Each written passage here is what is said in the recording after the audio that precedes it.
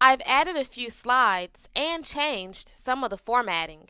The slides are ready, but I still want to proof them for mistakes.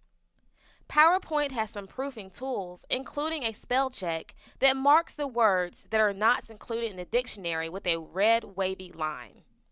See, here is a wavy red line that indicates that a word is misspelled in this sentence. If you just right-click the underlined word, a menu will appear. The menu provides me with a possible spelling of the word, the option to ignore the word that was marked as incorrect, and the option to launch the spelling dialog box.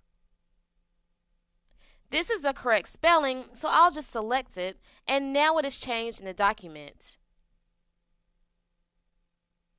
I can do the same thing and right-click blindfold, only now I have 3 possible spellings of the word to choose from.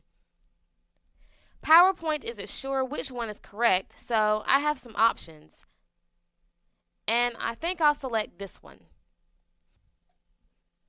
It looks like we have 2 more errors to check. Steel Tech is the company name.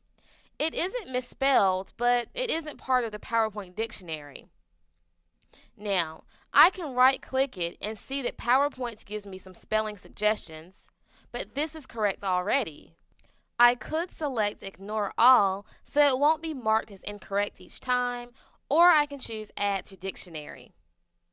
From this point on, anytime I type Steel Tech in any PowerPoint presentation, it won't be marked with a red line because it is part of the dictionary. You can continue to proof your slides this way, or you can use a quicker method. Select the Review tab and in the Proofing group, click the Spelling command. A dialog box appears. The first word that appears marked as not part of the dictionary is rolls, and below it a list of possible spelling suggestions. The one that is suggested is not correct, so we need to scroll and select the spelling we want to use. You have some buttons to the right that give you different options. If this word is spelled correctly, you could choose to ignore it or ignore all. You can also change this one instance of the spelling or click Change All to change it each time it is spelled this way. You can also add the spelling to the dictionary or ask for suggestions. Let's go ahead and finish spell checking this document. And we can see on this slide that all the spellings have changed. After we change that, the next word will appear, and we'll make a decision about it. You keep doing this until all the slides have been checked. Some other commands in the proofing group include Research, which opens a task pane to the right, so you can search dictionaries, encyclopedias, and other references for information right from PowerPoint. The thesaurus command can help you find words that are similar to another word, and the translate command does just what you think it will and translates text for you from one language to another. Finally, the language command lets you set the language that you're using for the spell check tool.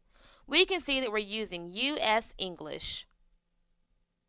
In addition to the proofing group, you also have the proofing section of your PowerPoint options. To access these, click the Microsoft Office button and choose PowerPoint options. The Options dialog box will appear. Select Proofing on the left and then edit your proofing settings. The decisions you make here will determine how PowerPoint operates. Will it mark misspelled words, ignore website addresses, or check spelling as you type? These things are determined by the options you select here. It is important that you know how to access your PowerPoint options and how to use the proofing commands on the Review tab. The spelling command is especially important because the last thing you want in your presentation is spelling errors.